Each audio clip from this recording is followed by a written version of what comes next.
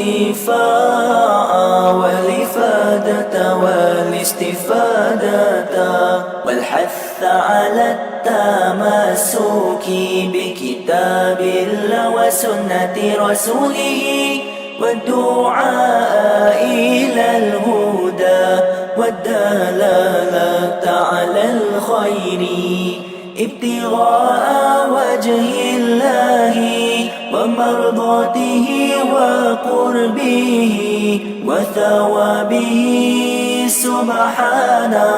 سبحانه وتعالى. نويت التعلم والتعليم وتذكر والتذكير والنفع والانتفاع والإفادة والاستفادة والحث على التمسك بكتاب الله ومرضاته وقربه وثوابه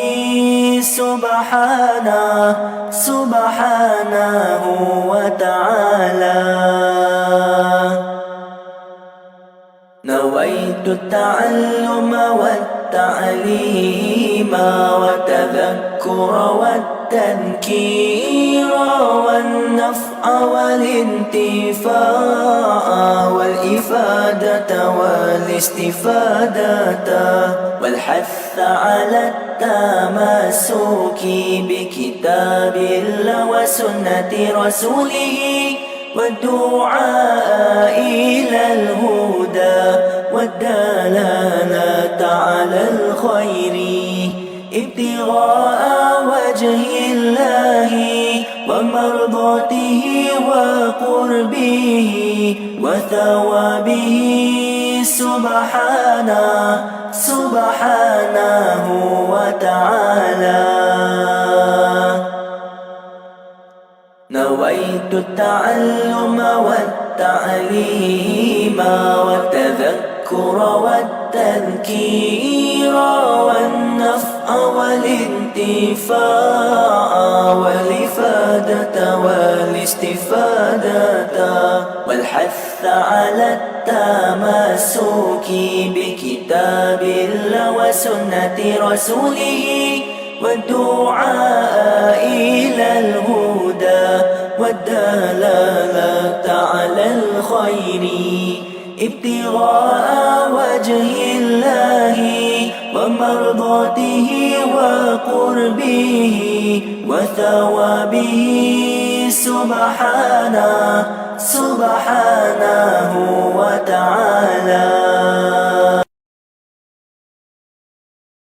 نويت التعلم والتعليم وتذكر والتذكير والنفع والانتفاع والإفادة والاستفادة والحث على التمسك بكتاب الله وسنة رسوله والدعاء إلى الهدى والدلالة على الخير ابتغاء وجه الله ومرضاته وقربه وثوابه سبحانه، سبحانه وتعالى.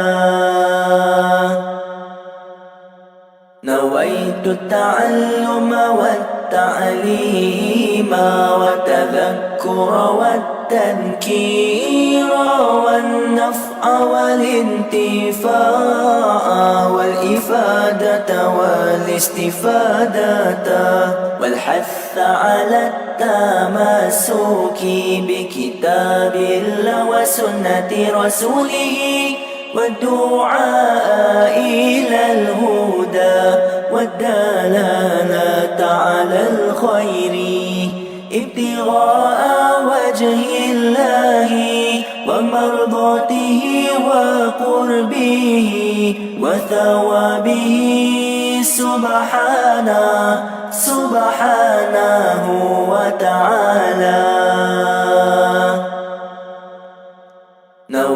نويت التعلم والتعليم والتذكر والتذكير والنفع والانتفاع والإفادة والاستفادة والحث على التمسك بكتاب الله وسنة رسوله والدعاء إلى الهدى والدلالة على الخير ابتغاء وجه الله ومرضاته وقربه وثوابه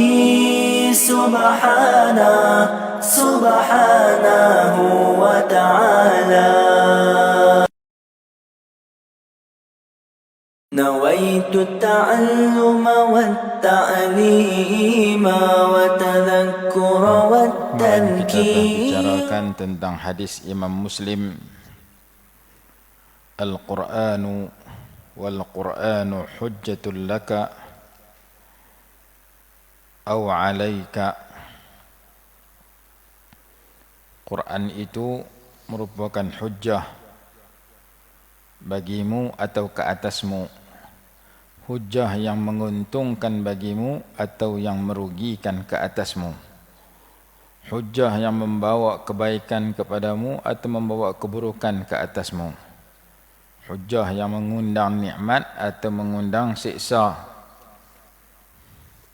Itu perbezaan antara laka au alaika.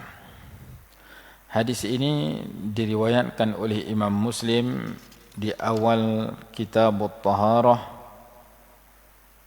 pada hadis nombor 223. Kalau dalam syarah Sahih Muslim ni jilid yang kedua,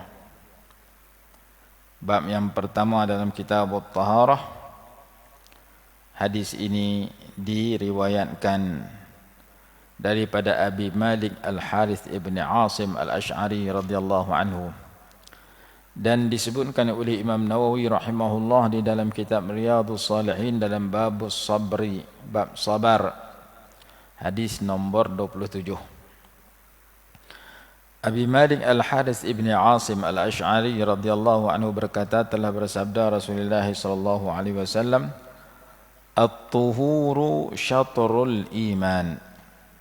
Walhamdulillahi tamla'ul mizan." Ila akhir hadis. At-tuhuru syatrul iman, bersuci itu separuh daripada iman. Kenapa bersuci itu separuh daripada iman? Imam Nawawi rahimahullah menghuraikan makna dia, pahala padanya digandakan sehingga separuh daripada pahala iman. Waqila dan menurut tafsiran yang kedua,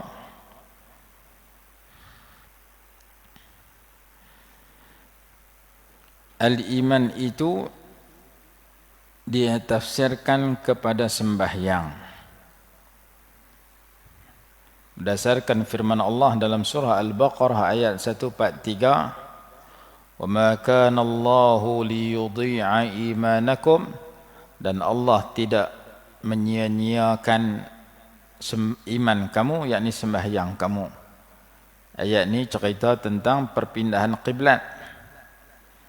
Apabila Nabi SAW sampai di Madinah, baginda sembahyang, baginda bina Masjid Quba, baginda sembahyang, setelah itu bina Masjid Nabawi. Peringkat awal baginda sampai, baginda sembahyang menghadap ke arah Baitul Maqdis. Kemudian setelah 16 atau 17 bulan, setahun lebih, turun ayat suruh tukar kiblat kepada Mekah. Masa Nabi SAW duduk di Mekah, kiblatnya adalah Kaabah. Masa baginda sampai di Madinah, kiblat baginda adalah Baitul Maqdis. Kemudian turun ayat suruh tukar kiblat. Di mana turun wahyu itu? Di Masjid Al-Qiblatain, masjid dua kiblat yang kita ziarah waktu haji umrah. kita akan sembahyang di situ. Nama Masjid Al-Qiblatain kerana berlaku di situ pertukaran qiblat pada tempat tersebut. Apabila bertukar qiblat daripada Masjidil Aqsa ke Masjidil Haram, di awal juzuk kedua dalam Al-Quran, sayaqulu as-sufaha'u minan nasi ma wallahum an qiblatihim allati kanu 'alayha qul lillahi al-masyriq wal maghrib yahdi man yasha'u ila siratin mustaqim. Sayaqulu as-sufaha, akan berkatalah oleh orang-orang yang bodoh,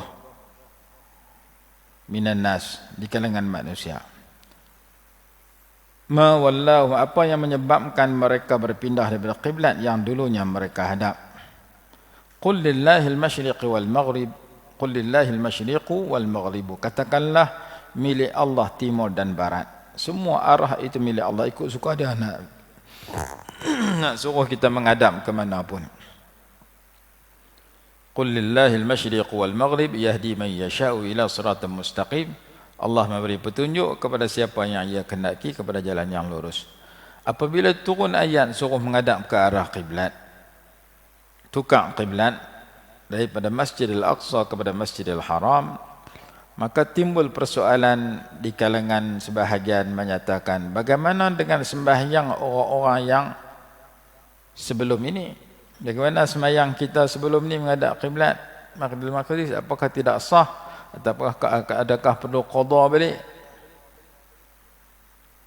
Nuh mati dah pada sahabat yang sembahyang menghadap Baitul Maqdis. Kalau tak sah, sembahyang depa macam mana?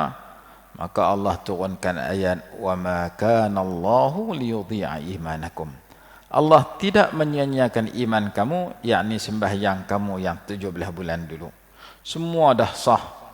Lah ni ya, kalau dalam belah Baitul Maqdis tak sah. Lah ni kena tukar qiblat baru. Maka ditafsirkan iman itu kepada salat. Jadi at-tuhur syatrul iman, separuh daripada salat. Kerana salah satu syarat sah salat itu mesti melakukan penyucian dengan berwudu. Maka wudu itu separuh, sembahyang separuh yang lain. Itu tafsiran yang kedua. Ada tafsiran menyatakan al-iman yajubbu ma qablahu minal khataya. Iman itu menghapuskan dosa-dosa yang lalu.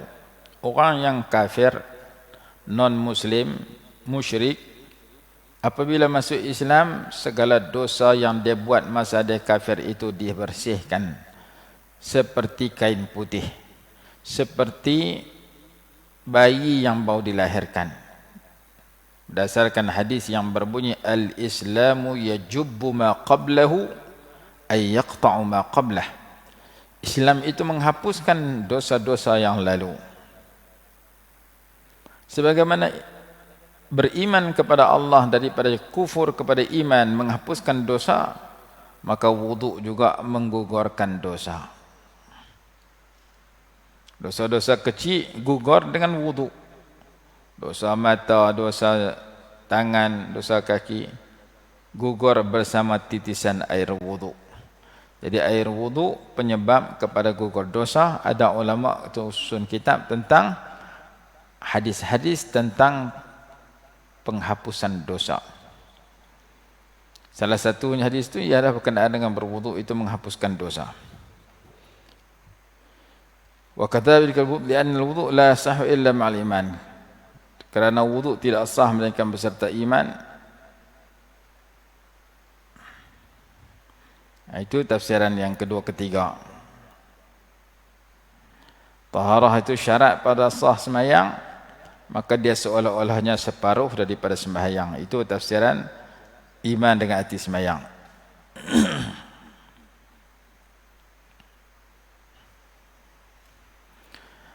At-tuhuru syatrul iman.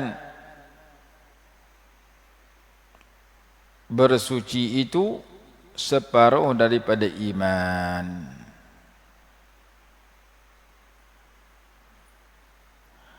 Yang kedua, sambungan hadis, walhamdulillahi tamla'ul mizan.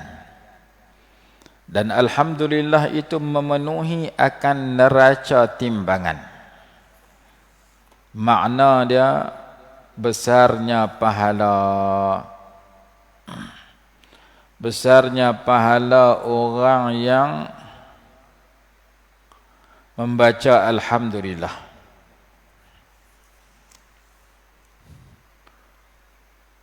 Sehingga memenuhi timbangan.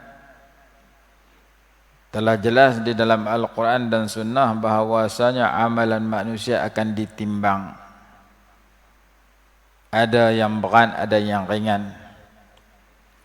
فَأَمَّا مَنْ ثَقُلَتْ مَوَازِينُهُ فَهُوَ فِي عِيشَةٍ رَاضِيَةٍ وَأَمَّا مَنْ خَفَّتْ مَوَازِينُهُ فَأُمُّهُ هَاوِيَةٌ وَمَا أَدْرَاكَ مَا هِيَهْ نَارٌ حَامِيَةٌ.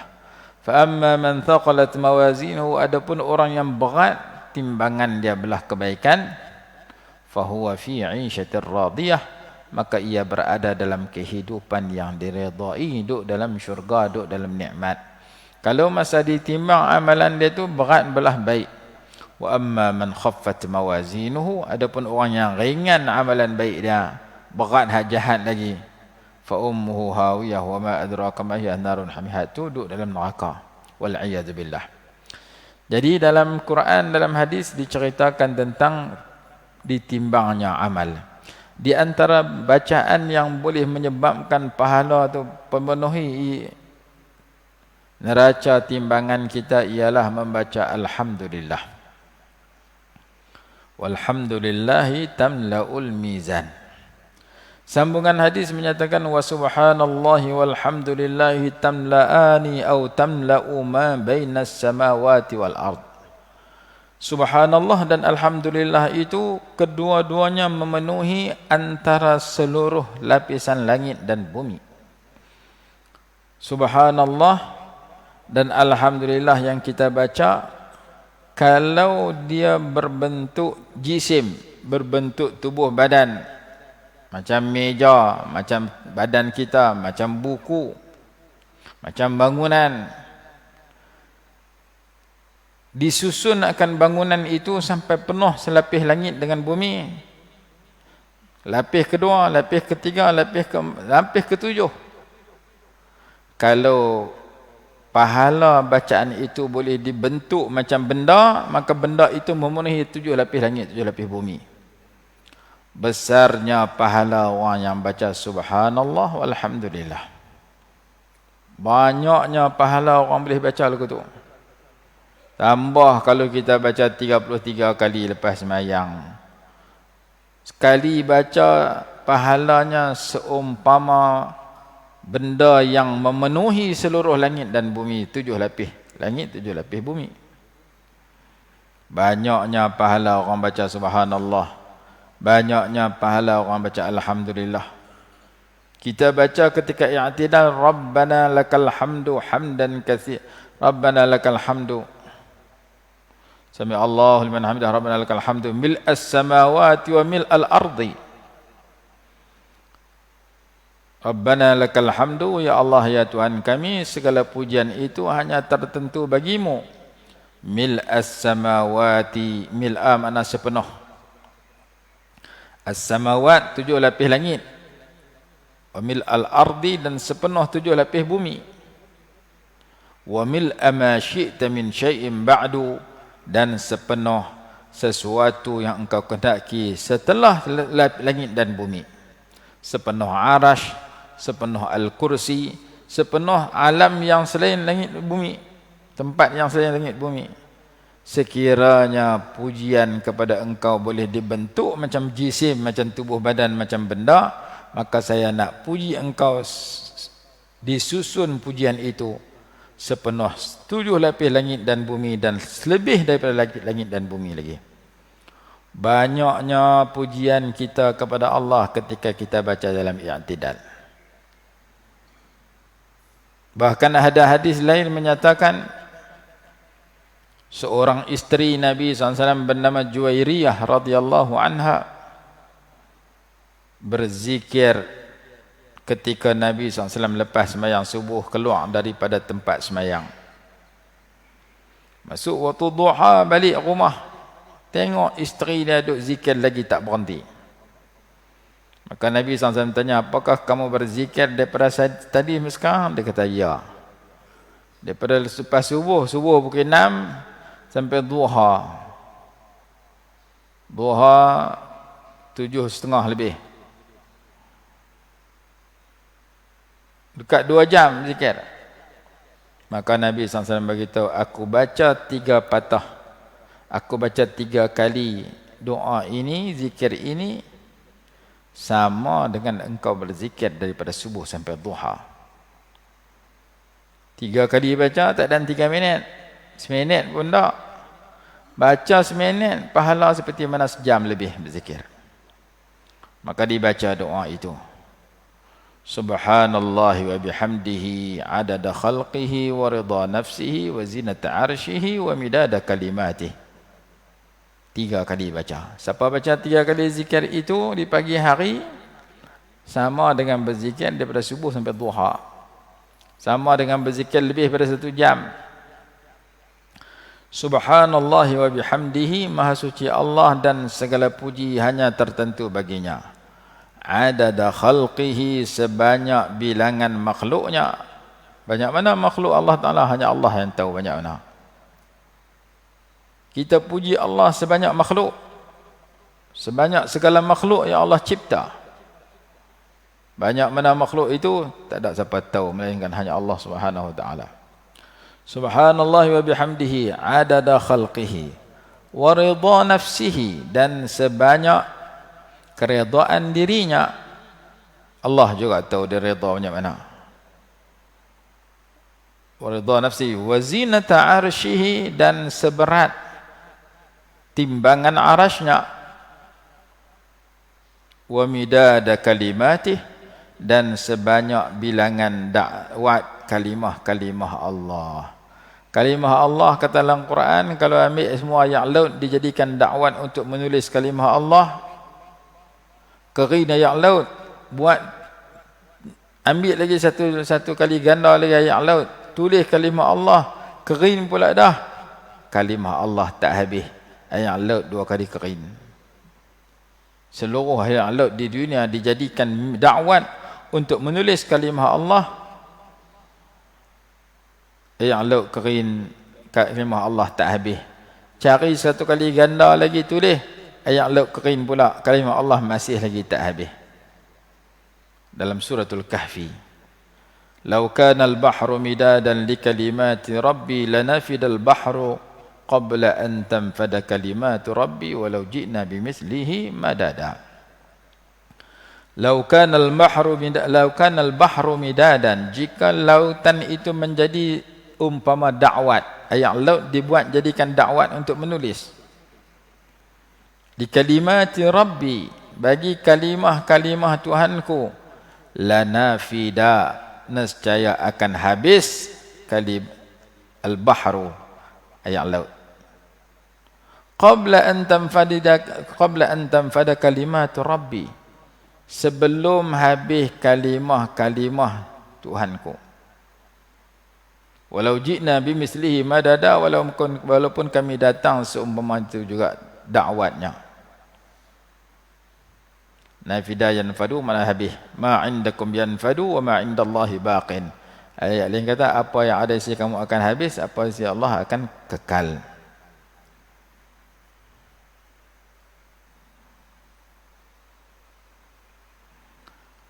Allah Subhanahu wa Ta'ala berfirman sedemikian dalam menceritakan kalimah Allah.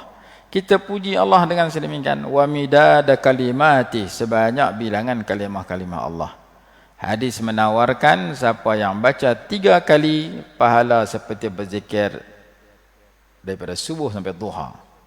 Pahala berzikir berjam-jam. Baik, itu yang ketiga. Yang keempat, wassalatu nurun,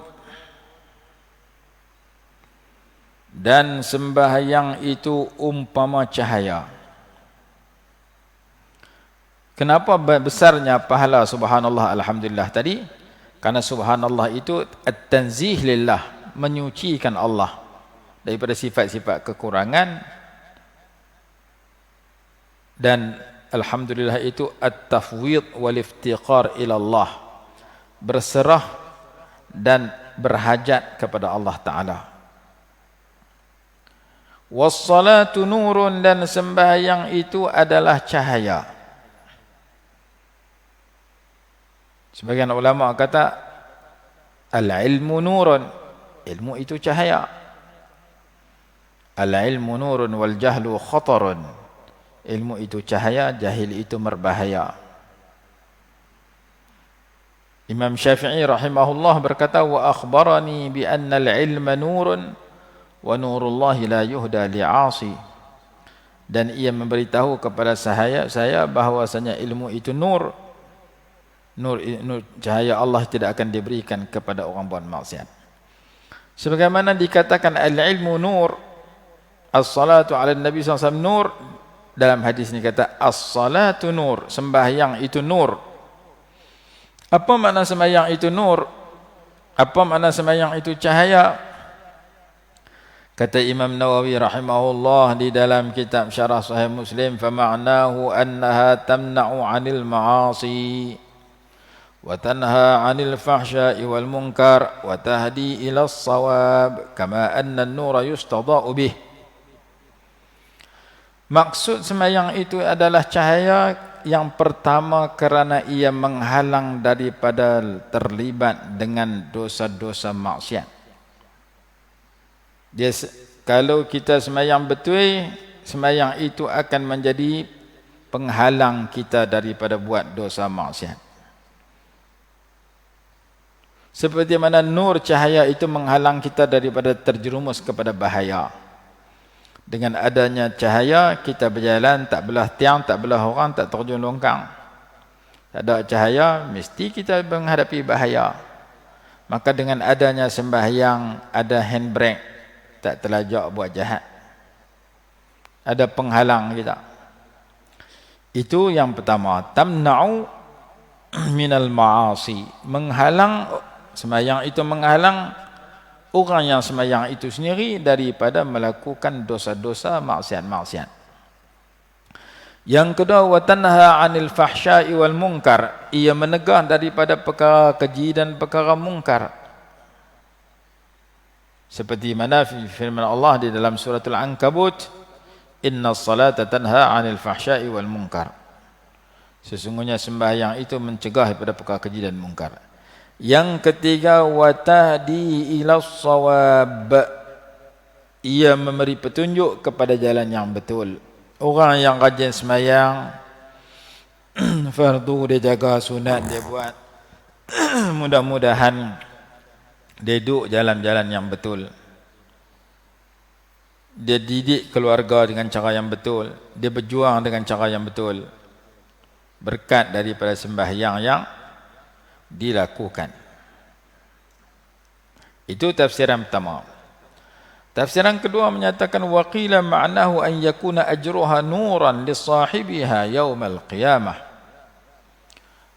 Tafsiran kedua, pahala sembahyang itu akan menjadi cahaya kepada orang yang sembahyang pada hari kiamat kelak.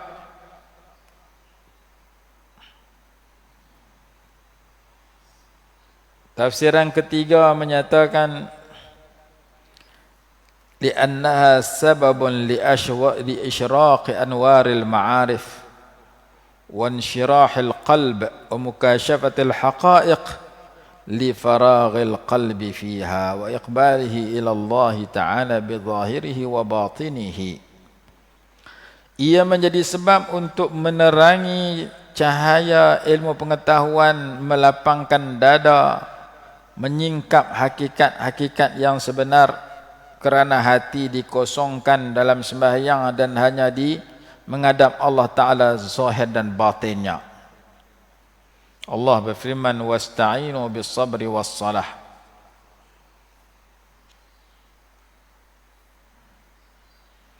Tafsiran keempat menyatakan ia menjadi nuran zahiran ala wajhihi yaumal qiyamah.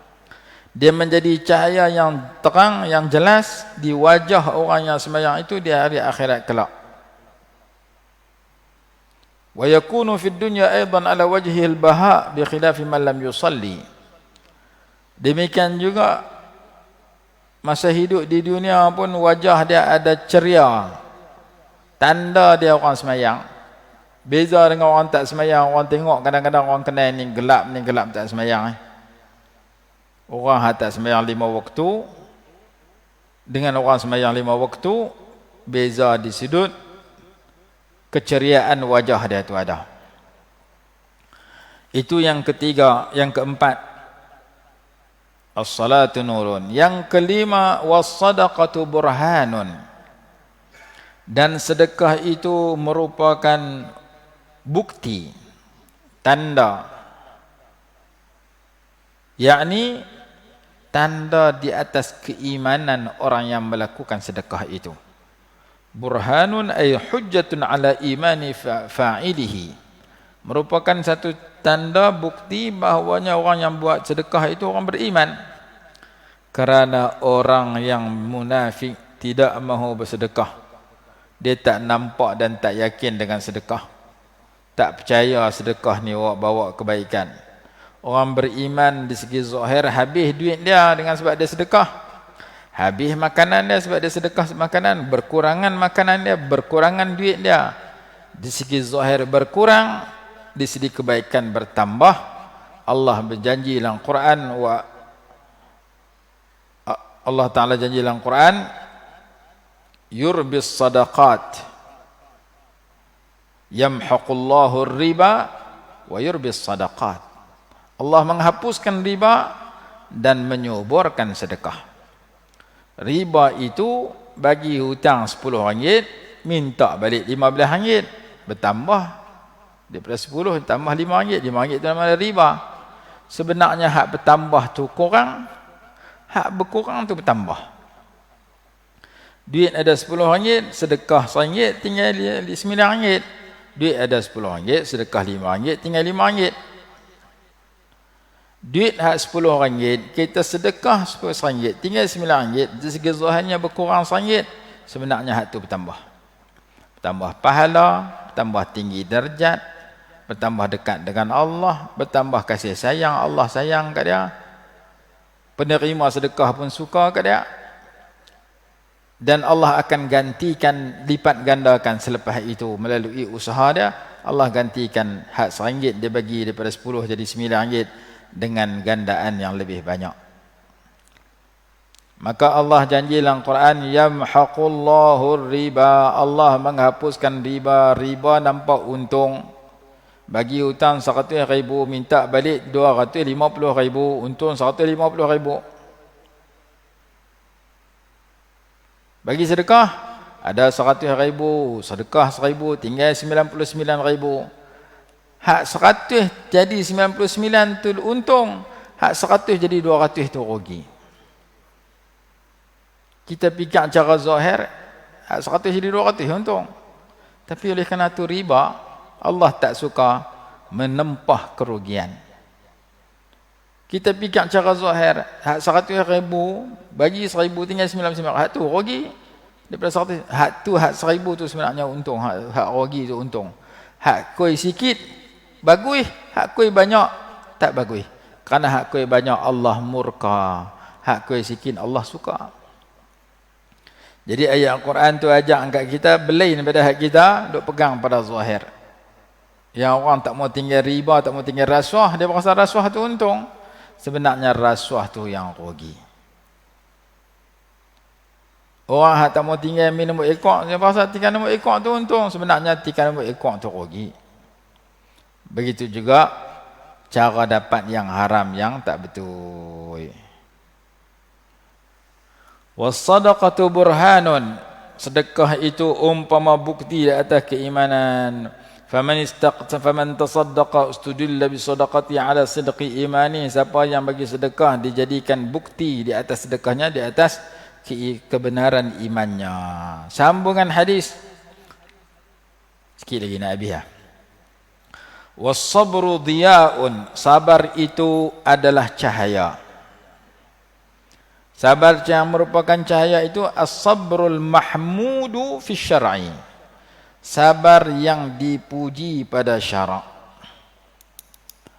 Sabar yang dipuji pada syarak itulah cahaya. Kata Imam Nawawi rahimahullah, Iaitu sabar dalam ketaatan kepada Allah, sabar daripada buat dosa kepada Allah, sabar dalam menghadapi malapetaka dan benda yang kita tak suka. 3 jenis sabar ni dipuji pada syarak. Sabar dalam melakukan amal ibadat dan ketaatan. Sabar daripada sabar dalam mengawal diri daripada terjerumus kepada dosa. Sabar dalam menghadapi benda-benda kita tak suka. Sabar dalam menghadapi COVID-19, menghadapi suasana yang ada. Sabar nombor 3 tu. Sabar nombor 1, sabar dalam buat taat. Sabar pergi mengaji, saya sembahyang jemaah, sabar dalam berzikir, sabar dalam pergi ke rumah Allah. Sabar nombor 2, kawal diri daripada dosa. Mata tak buat dosa, mulut tak buat dosa, tangan tak tulis yang dosa, mata tak tengok yang dosa, hati tak bersifat yang buruk yang dosa. Sabar jenis kedua, kawal diri daripada buat dosa. Sabar jenis ketiga, menghadapi musibah, benda-benda kita tak suka. Maksud hadis ini, as-sabru diya, as-sabru mahmudun wa la yazalu sahibuhu mustadian muhtadiyan mustamirran ala as-sawab. Sabar itu terdipuji dan sentiasalah orang yang sabar itu mendapat cahaya, mendapat petunjuk dan betul di atas jalan yang di atas kebenaran. Kata Ibrahim Al-Khawas rahimahullah, as-sabru huwa as-sabat 'ala al-kitab was sunnah. Ini kata-kata hikmah. Dia kata as-sabru huwa as-sabat 'ala al-kitab was sunnah. Sabar itu ialah tetap diri, tetap pendirian dalam berpegang dengan Al-Quran dan hadis. Ikut Quran hadis itu orang sabar. Bercanggah Quran hadis itu orang tak sabar. Kata Imam Ibn Atha rahimahullah, as-sabru huwa al-wuquf ma'al bala' bi husnil adab. Sabar itu iaitu menghadapi bala dengan beradab yang mulia, menghadapi ujian Allah dengan berkelakuan baik. Kita menghadapi suasana kita tak suka, kita jaga kelakuan kita, jangan kutuk orang, jangan berkeling orang. Covid mai kita kutuk orang ni, berkeling orang ni, berarti kita tak sabar. Kata Imam Abu Ali Ad-Daqqaq rahimahullah, as-sabru haqiqatus sabri alla ya'tad ridha 'ala al-maqdur. Hakikat sabar itu seorang itu tidak membangkang takdir Allah. Allah takdir sekian, dia tak keluh kesah dan dia tak bangkang. Qul lan yusibana illa ma kataballahu lana. Quran kata, katakanlah tidak akan menimpa musibah ke atas kami melainkan apa yang Allah telah tulis. Allah tulis lagu ni keadaan dia. Kita tidak menjadi orang yang putus asa dalam berusaha dan tidak menjadi orang yang tak suka dengan suasana, melainkan kita hadapi dengan sabar dan syukur dan redha kepada Allah Ta'ala. Tapi kalau kita menzahirkan pengaduan, susahlah macam ni, saya sedang menghadapi macam ni, yang itu tidak menafikan kesabaran. Kita cerita ke orang kita susah tani, yang itu tidak menafikan kesabaran. Bukti dan Nabi Ayyub AS pernah berkata sedemikian, anni massaniyadhur, aku telah ditimpa kemudaratan. Nabi Ayyub yang sedang sakit kata lagu tu, Allah Ta'ala kata, inna wajadnahu sabiran ni'mal abdu. Sesungguhnya kami dapati Nabi Ayyub seorang yang sabar, dia sebaik-baik hamba. Sambungan hadis yang kita bicara kemarin, wal Qur'anu hujjatun laka aw 'alaika. Quran itu hujjah bagimu atau atasmu, maknanya in tantafi'a bihi in talautahu wa 'amilta bihi wa illa fa hujjah fa huwa hujjatun 'alaik. Quran itu kamu dapat ambil manfaat daripadanya jika kamu baca akan dia dan jika kamu beramal dengan dia. Jika kamu sebaliknya, dia akan membawa mudarat atas kamu. Baca pun tak mau, amal pun tak mau, dua-dua tak mau, akan bahaya kat kamu. Baca pun mau, amal tak mau, tak jadi juga. Jadi nak jadikan Quran itu hujjatul laka, hujjah yang membela kita, yang menolong kita, yang bagi syafaat kat kita, yang bawa kebaikan kita dunia akhirat, kita kena baca, kita kena faham, kita kena amal. Baca pun tak mau, faham pun tak mau, amal pun tak mau, jadi mudarat kepada orang tu. Itulah maksud Al-Quran hujjatun laka au alaika, yang dihuraikan oleh ulama di awal Sahih Muslim. Akhir sekali, kullun nasi yaghdu faba'i'un nafsahu famu'tiquha au mubiquha. Setiap manusia yang keluar di pagi hari, lalu ia menjual akan dirinya, lalu ia merdekakannya atau membinasakannya. Orang yang keluar pada rumah, pergi pasar, pergi masjid, pergi market, pergi kerja, dia dua keadaan. Keadaan pertama membinasa, menyelamatkan diri dia. Keadaan kedua membinasakan diri dia. Bila menyelamatkan diri dia, kalau dia keluar memelihara ketaatan kepada Allah di tempat dia keluar sampai balik rumah, maka dia menyelamatkan diri dia daripada siksa dan azab.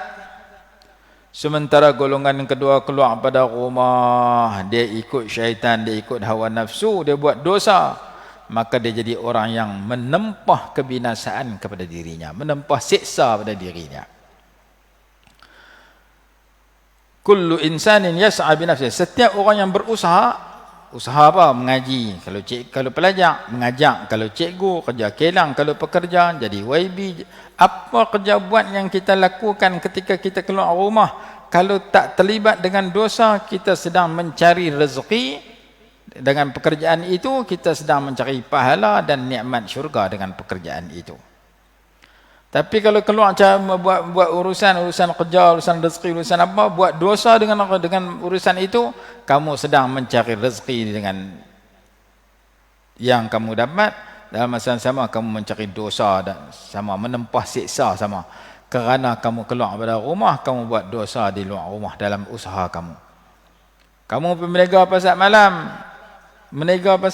dengan sembahyang maghrib, berniaga untung, jual laku, syurga sedang menanti kamu kerana kamu tak tuang sembahyang. Kamu berniaga pasar malam, duit dapat, maghrib insya-Allah lepas ke mana? Duit dapat, neraka sedang menanti kamu kerana perniagaan kamu diisi dengan dosa, kamu tinggal sembahyang tempat kerja. Lain pun sama.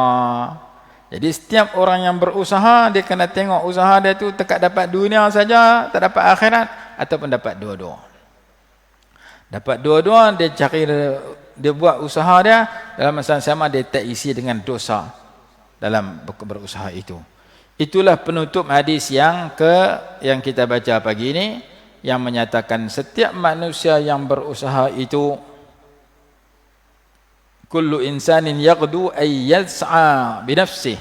Setiap manusia yang bekerja, berusaha, faminhum man yabi'uha lillahi ta'ala bi ta'ati fayu'tiquha min al-'azab. Ada sebahagian menjual dirinya kepada Allah dengan mengisi ketaatan kepada Allah dalam usahanya, fayu'tiquha min al-'azab. Dalam masa yang sama dia membebaskan, memerdekakan dirinya daripada siksa. Wa minhum man yabi'uha lisyaitani wal hawa bittiba'ihima fayubiquha ay yuhlikuha. Sementara golongan kedua menyerahkan dirinya kepada syaitan dan hawa nafsu, iaitu dia ikut syaitan dan hawa nafsu dalam usahanya, fayubiquha ay yuhlikuha, maka dia membinasakan, menempah kebinasaan, menempah malapetaka, azab, siksa kepada dirinya sendiri. Kita dalam dua pilihan itu, kita mudah-mudahan kita pilih yang pertama. Jangan pilih yang kedua. Buat kerja apa pun, jangan buat dosa, supaya kita dapat untung dunia, dengan pekerjaan itu dapat untung akhirat, dapat masuk syurga. Habis hadis yang berkenaan dengan kaitan yang kita baca, besok kita sambung lagi sikit. Wallahu alam. Bismillahirrahmanirrahim. Alhamdulillahirabbil alamin, wassalatu wassalamu ala sayyidina Muhammad wa ala alihi wa sahbihi wa barik wasallam. اللهم انفعنا بما علمتنا وعلمنا ما ينفعنا وارزقنا علما ينفعنا برحمتك يا أرحم الراحمين. ربنا آتنا في الدنيا حسنة وفي الآخرة حسنة وقنا عذاب النار. صلى الله على سيدنا محمد وعلى آله وصحبه وسلم والحمد لله رب العالمين.